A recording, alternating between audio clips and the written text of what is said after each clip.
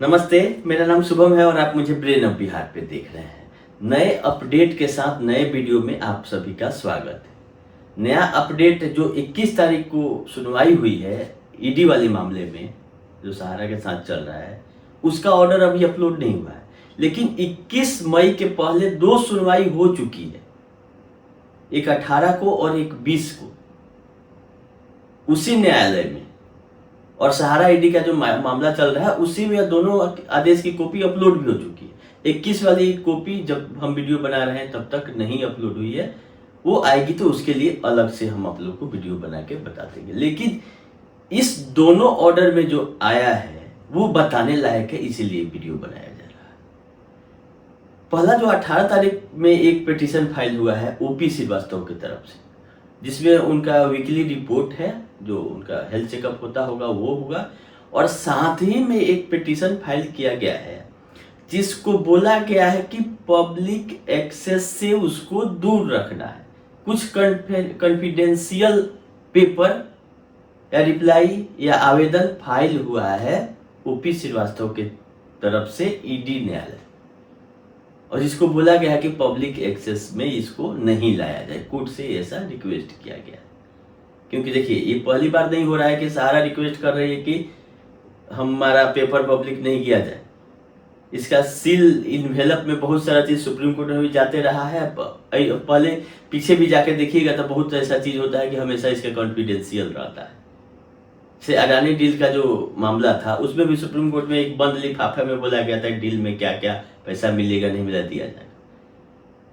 तो बाकी चीज तो पब्लिक तक पहुंच जाती है। ऐसा क्या रहता है कि हमेशा कुछ ना कुछ कॉन्फिडेंशियल चीजें कोर्ट को फाइल कर देती है। क्या ऐसा चीज है जिसको लोग नहीं जान सकते हैं? लोगों का पैसा आप लिए हुए हैं तब लोग इस केस पे नजर बनाए हुए हैं।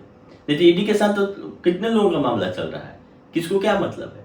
लेकिन यहाँ गरीब आदमी का पैसा फंसा हुआ है, तब जाके कहीं आपके एक एक दिन के सुनवाई पे हम लोग वीडियो बना के लोगों को अपडेट कर रहे हैं। लोग भी देखते हैं कि आगे क्या हुआ, कि हमारा पैसा कैसे निकलेगा। इन लोगों ने कई किस तरह से फर्जीवाड़ा किया है, इसका खुलासा हो। इसलिए सब लोग नजर बनाए रखते हैं और हम लोग भी खासकर खोज के लाते हैं कि क्या हो रहा है, और उसको अपने भाषा में आप लोग तो पहुंचाते हैं कि क्या हो, ये क्या मैटर है। तो कॉन्फिडेंशियल 18 मई को क्या फाइल हुआ है ये कोर्ट को पता है, और जो फाइल करने वाले हैं ओपी श्रीवास्तव उनको पता हो। ऐसा क्या चीज है, क्या कोई मेडिकल रिपोर्ट है जिसको कॉन्फिडेंशियल नहीं करने की बात हो रही है, या कोई ऐसा पेपर है जो कि सहारा से रिलेटेड है जिसको कोर्ट को दे है ओपी श्रीवास्तव, जो कि पब्लिक करने के लिए मना किया जा रहा है उनको।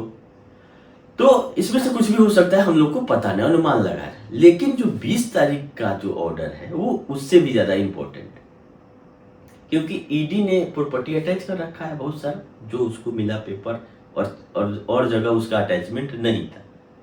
उस तरह से टोटल 42 जो प्रॉपर्टीज है, जिसका जमीन होगा या मकान के साथ जमीन होगा, अचल संपत्ति जो इसका है, फिक्स एसेट्स जिसको बोलते हैं, प्रॉपर्टी जिसको बोलते हैं, उसको छोड़ने के लिए एक आवेदन 20 तारीख को दायर हो गया कि एडिटर अटैच कर लिया। और आवेदन किसके द्वारा दायर किया गया है? सहारा इंडिया कमर्शियल कॉर्पोरेशन लिमिटेड।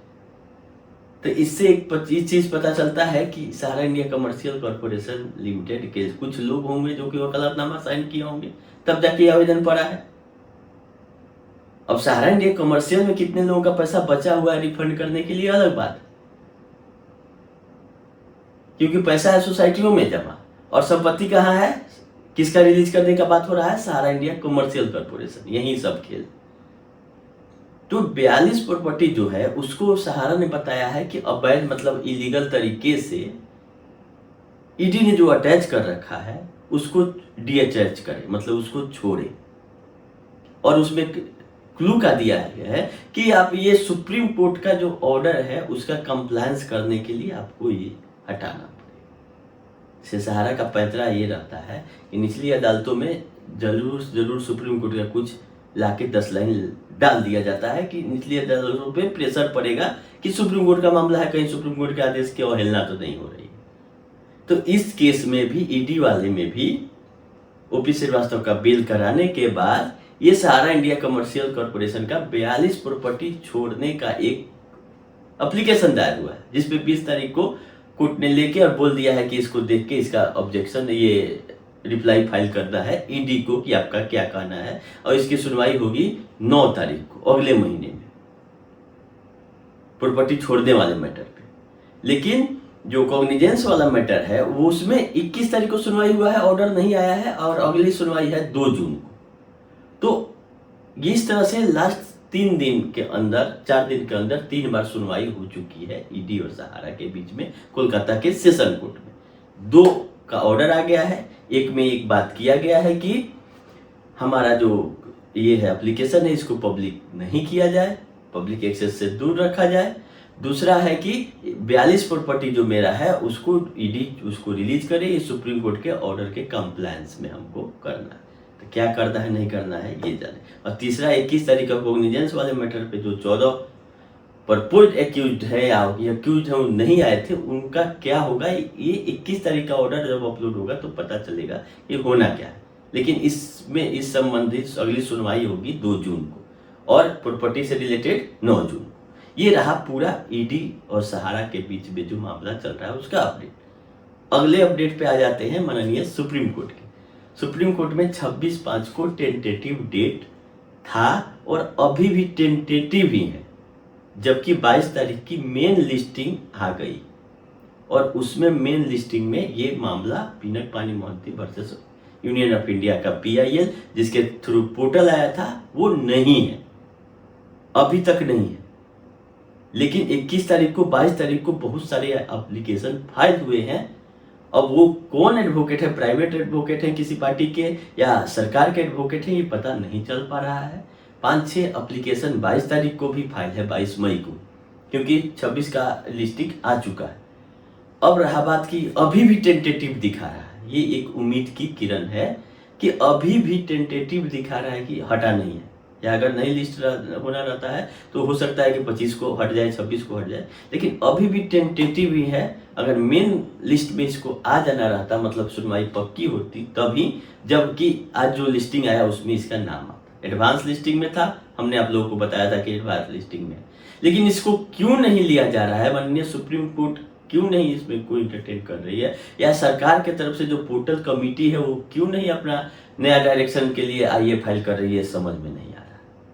क्या 10,000 करोड़ में ही पूरा 10 साल लगाना है, या अभी तो मार्केट में भी चल रहा है कॉकरोच जनता पार्टी करके पूरा वायरल है।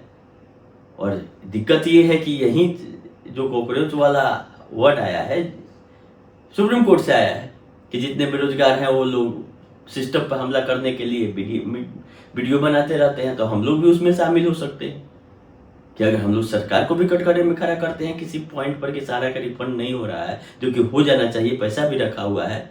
सहारा ने क्या किया नहीं किया वो सेकेंडरी है, कोर्ट का मामला, लेकिन जो पैसा रखा हुआ है उसमें आप क्यों प्रसाद दे रहे हैं 5,000, 10,000, 50,000 का, इसको बढ़ाया जा सकता है। तो हम लोग भी एक तरह से सिस्टम से ही सवाल कर रहे हैं, तो हम लोग भी कॉकरोच जनता पार्टी के सदस्य हुए। खैर देखिए सरकार क्या चाहती है और कोर्ट क्या चाहती है, क्योंकि सरकार चाहेगी तभी आईए फाइल होगा कि अपना अगला डायरेक्शन हम लोगों को दीजिए, ये दिक्कत है पोर्टल में, और उसके बाद ही माननीय चीफ जस्टिस ऑफ इंडिया के बेंच में ये जाना है, मैटर वहीं का है। वो चाहेंगे तभी, या तो सरकार का आईए हो या हम लोगों का तो आईए जब जाता है तो मना कर दिया जाता है कि अभी हम नहीं सुनने के लिए इंटरेस्टेड है।